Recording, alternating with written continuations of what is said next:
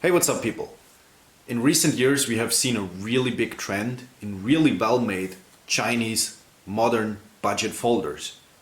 This video is about budget knives in general and why I think most modern Chinese budget folders are actually not that great. But before we do that, let's take a really quick look at the history of budget knives of the 21st century. So you see, in the early 2000s, if you wanted to carry a budget knife in Europe, you had either the choice to carry like a Victorinox, which is a really well-made knife to this day, but it doesn't have a locking system. And if you wanted to have a locking system, you could carry something like a Buck 110 clone, because the actual Buck 110 was not that available on the European market for a long time. So the other option you had was to carry one of these. This is like a €5 back in the days Chinese budget folder. It features a really crappy steel handle, a cheap liner lock, a horrible heat treatment and geometry. I don't even know what steel this is, doesn't matter. This was a good beater knife at the time, but it really is not a good knife overall.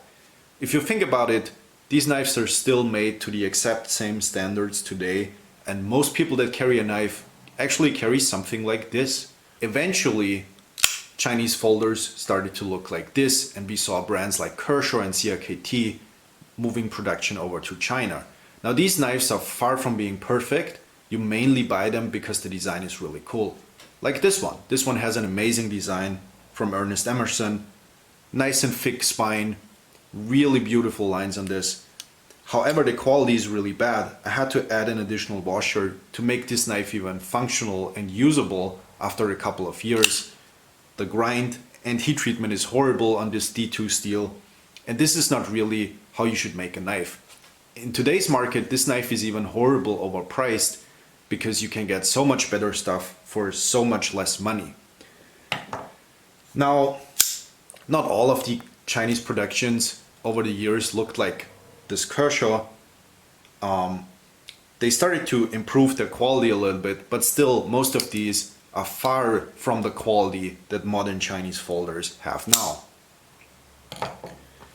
Eventually, the Ontario Red One came along, which in my opinion to this day is still the best budget folder in existence, and I will explain to you why I think that in a couple of minutes.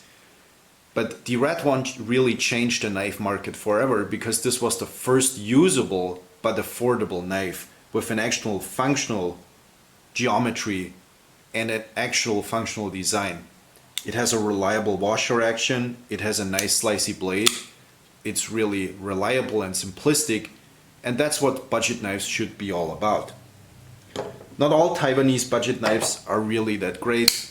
If you think about it, you have this Kershaw Bob Dozier that still is made today, which is kind of, to be honest, not a good thing that this is still made like it used to be made, because these are horrible in terms of quality and performance. The heat treatment is really bad, the steel is soft, the locking system does not really hold up. So you can see, even though this has a simple, usually reliable backlock system, if it's not made to a high standard, it's just not gonna hold up. So this knife is bad, even though it's really cheap and also made in Taiwan. So between an Ontario Red and a Bob Dozier K-bar folder, I don't even think there is a close comparison in terms of quality.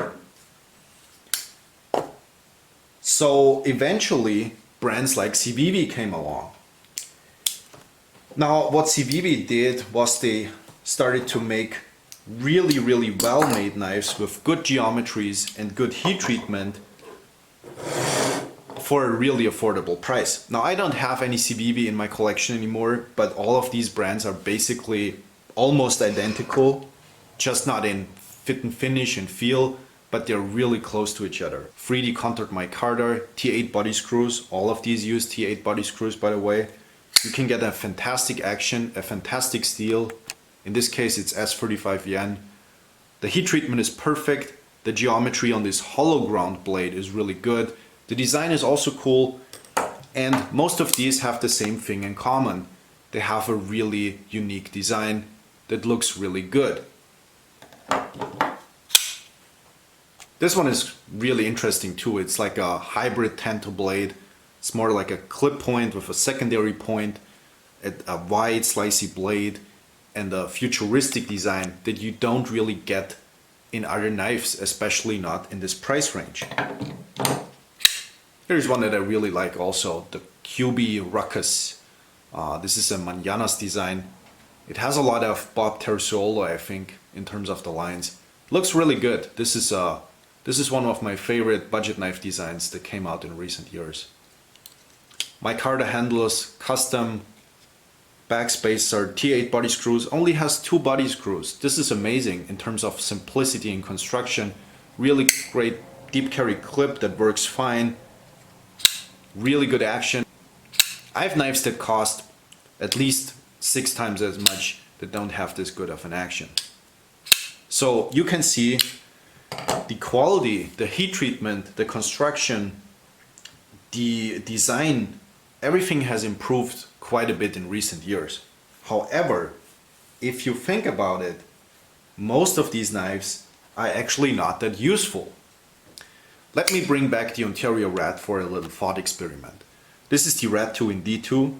I didn't like D2 in budget knives for the longest time. I kind of changed my mind about this in recent months. I'm actually okay with it now. The Rat 2 is a perfect knife as is. Now, what makes the Rat 2 so perfect is it's simple, it's reliable, it's effective. It can be pressed in multiple scenarios. Like for instance, if you want to do anything outdoorsy, you can bring this knife because the belly works really well for wood cutting. You can use this front portion here as a choil, as a comfortable choil for push cuts. You can bring this hunting. It will still be usable. If blood gets into the action, it doesn't matter because it's a phosphor, bronze and nylon action. So you can just clean it out with water. Really not a big deal. If you would go to war, you can even bring this as a secondary knife along with a reliable fixed blade. If you want to do food prepping, cardboard cutting, EDC tasks, farming, all kinds of things, this knife works perfectly in multiple scenarios. Everything basically you can think about, this knife works well in. If we would like to make this knife worse than it is, think about the things we would do to it. Well, first off, we would get rid of the washer action because that's a really good thing, right? It's reliable and simple. Let's make it more complicated than it needs to be and add bearings to it. All of these modern Chinese folders, or most of them, run on bearings now. Really unnecessary. It just overcomplicates the system. Let's think about the same situations that we could press the Ontario Rat into and think about this knife. Well, the blade is not really functional for hunting. The locking system is overly complicated because it's not just a simple liner lock, it's a crossbar lock. Crossbar locks are great by design, but they have a huge issue. Well, one is, doesn't have a detent, so it flips open. So not good for outdoorsy stuff. What do you do if you break one of these Omega springs in the field? Can't really replace them if you don't have additional Omega springs with you at all times. The blade is only functional really for a little bit of food cutting and cardboard cutting. So this knife basically is just for an urban EDC knife. Opening a little bit of mail, maybe prepping a little bit of your lunch at work. But that's about it. This is not really usable for anything else. So you can see the Rat 2 or the Rat 1 is capable of being pressed into multiple different scenarios. None of these knives is capable of doing that. You get a big hard use folder, but then you combine it with bearings and the thinnest liner lock that I've ever seen and internal stop pins. So what are you gonna do with this knife? You can't really use it hard use, and overall it's way too big than it needs to be. You can get a so much smaller knife that does the same things, probably even better. Internal stop pins, let's talk about that. Most of these, actually all of these, have internal stop pins. Now, modern manufacturers try to sell internal stop pins as an advantage, as a design feature that you need to have. You don't really need it. Here's why. This is how we used to do stop pins for the longest times. Everything the stop pin does is preventing the blade from going further into this direction, and it works. It does do its job, and it does it perfectly. The only way to improve the stop pin is by making external stop pins. The external stop pin actually prevents blade play a lot better than the normal stop pin. In this case, we actually have both the normal stop pin and the external ones via the thumb studs. Perfect. This knife does not develop blade play for that reason. The internal stop pin is a huge design flaw because you need a channel on the inside of the handle that allows the stop pins to rotate. If you get dirt or debris or any of your pocket filth into this channel, your knife will no longer lock up properly or no longer close up properly. So that's a huge issue, especially for a budget knife that might be used a little bit harder. Another design feature that most budget knives use these days is a choil in the blade. Now, I don't have an issue per se with choils as long as they're done correctly. In my opinion, a choil should at least be partially be part of the handle, like in the Ontario Red or in most Spydercos. So if you choke up here, you can still use it comfortably because you're not holding the knife in the blade. Why is this important? If you hold the knife in the blade, the only purpose for you to choke up on a knife anyways is to do an aggressive push cut with a lot of force.